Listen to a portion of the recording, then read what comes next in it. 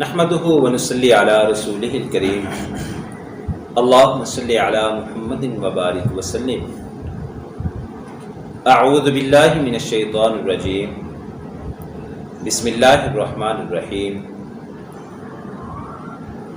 هو اللہ الذی لا الہ الا هو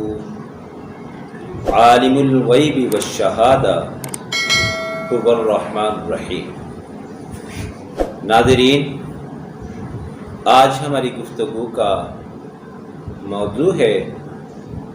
کہانت۔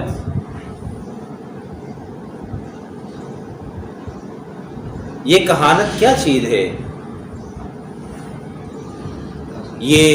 جادو کی قسموں میں سے ایک قسم ہے، جادو کے حصوں میں سے ایک حصہ ہے۔ اس کہانت کے بارے میں پہلے یہ چیز ذہن میں رکھیے، کہانت کرنے والے کو کاہن کہا جاتا ہے، اور اس کے لیے ایک لفظ عراف بھی استعمال ہوتا ہے۔ اس عراف اور کاہن کے معنی میں نجومی، پامسٹ، ذائچہ بنانے والے، پرندوں کے ذریعے سے فال نکالنے والے، تیروں کے ذریعے سے فال نکالنے والے، رمال، یہ سارے لوگ اسی چیز میں آتے ہیں۔ ان کا دعویٰ کیا ہوتا ہے؟ آنے والے وقت کی خبریں بتا رہے ہوتے ہیں، اور بعض ماضی کی خبریں بتانے کا دعویٰ کرتے ہیں، اور ان کے وسائل ان خبروں تک پہنچنے کے کیا ہوتے ہیں؟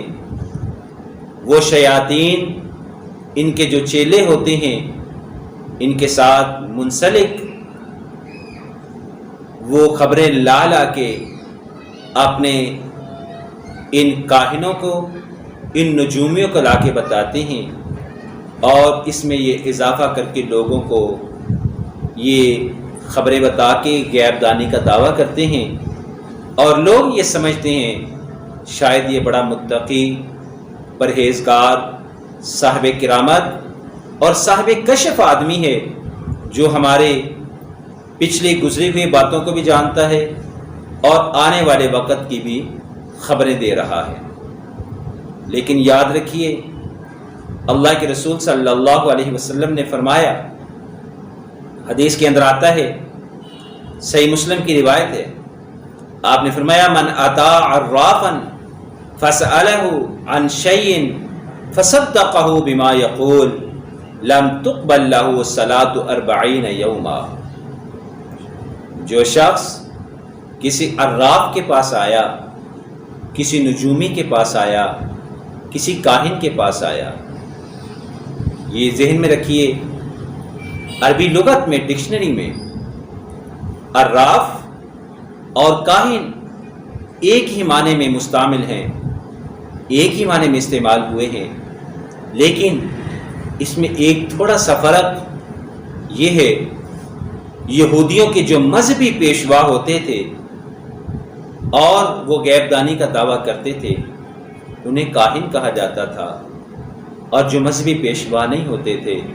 انہیں عراف کہا جاتا تھا۔ آج بھی اسی معنی کو سامنے رکھیں تو کوئی آدمی مذہب کا سہارا لے کے غیب دانی کا دعویٰ کرے اور لوگوں کے ذائچے بنا کے، ستاروں کی چال دیکھ کے، کسی کے والد والدہ کا یا متعلقہ شخص کا نام پوچھ کے ان کی بیماری یا حالات بتانے کا دعویٰ کرے، تو ایسا شخص کاہن ہے، عراف ہے، اور جادوگروں کی قسم میں سے ہے۔ تو ایسے شخص کے بارے میں اللہ کے رسول صلی اللہ علیہ وسلم نے فرمایا، جو آدمی کسی عراف کے پاس آتا ہے اور اس سے آ کے اپنے کسی مسئلے کے بارے میں پوچھتا ہے، سوال کرتا ہے، اور پھر جو وہ جواب دیتا ہے اس کی بات پہ یقین کرتا ہے، آپ صلی اللہ علیہ وسلم نے فرمایا اللہ اس کی 40 دن کی نماز کو قبول نہیں فرماتے ہیں۔ 40 دن کی نماز اللہ ایسے شخص کی قبول نہیں فرماتے۔ اور ایک دوسری روایت کے اندر آپ صلی اللہ علیہ وسلم نے فرمایا، سنن ابی داؤد کی روایت ہے، حضرت ابو ہریرہ رضی اللہ تعالیٰ عنہ بیان کرتے ہیں، آپ نے فرمایا من اتی کاہنا فصدقہ بما یقول فقد کفر بما انزل علی محمد صلی اللہ علیہ وسلم۔ جو شخص کسی کاہن کے پاس آیا اور اس سے آ کے بات کی، اس نے جواب دیا اور اس کے جواب پہ یقین کیا، اللہ کے رسول صلی اللہ علیہ وسلم فرماتے ہیں اس شخص نے جو کچھ اللہ نے محمد صلی اللہ علیہ وسلم پہ دین اسلام کو نازل کیا ہے، اس دین کے ساتھ، اس اسلام اور شریعت کے ساتھ اس نے کفر کیا ہے۔ اب آپ اندازہ کیجئے، یہ اس شخص کا حال ہے جو کسی کاہن، عراف، نجومی کے پاس آ کے سوال کرتا ہے، اس کا یہ حال ہے کہ اللہ اس کی 40 دن کی نماز قبول نہیں کرتے اور وہ دین اسلام کے ساتھ کفر کرتا ہے، تو اس شخص کا انجام کیا ہوگا جو خود کاہن اور عراف ہے، نجومی ہے۔ یہاں پہ ایک چیز کی نشاندہی کرنا ضروری سمجھتا ہوں کہ لوگ عراف یا کاہن ہونے کا دعویٰ نہیں کرتے، اس نام کو استعمال نہیں کرتے، بلکہ لوگوں کو دھوکہ دینے کے لیے یہ بات کہتے ہیں کہ ہم قرآن کی آیات پڑھتے ہیں یا درود شریف پڑھتے ہیں جس کی بدولت ہمیں یہ خبریں معلوم ہوتی ہیں۔ تو ناظرین، شریعت نے ایسا کوئی پہلو نہیں بتایا کہ جس کی وجہ سے ان لوگوں کو یہ دعویٰ ہو کہ یہ غیب کی خبریں بتا سکیں۔ نہیں، یہ لوگوں کے ساتھ جھوٹ بولتے ہیں، خود بھی گمراہ ہوتے ہیں، لوگوں کو بھی گمراہ کرتے ہیں، بلکہ یہ گزرے ہوئے وقت کے حال بتاتے ہیں اور مستقبل کی خبریں اگر بتاتے ہیں۔ یہ کاہن ہیں، عراف ہیں، اور چاہے ستاروں کی چالوں کے ذریعے سے، لوگوں کے ذائچے بنا کے، پرندوں کے ذریعے فال نکال کے یا تیر اندازی کر کے، کسی بھی صورت میں اگر یہ دعویٰ کرتے ہیں، یہ کام کرتے ہیں، تو نبی اکرم صلی اللہ علیہ وسلم کی حدیث کے مطابق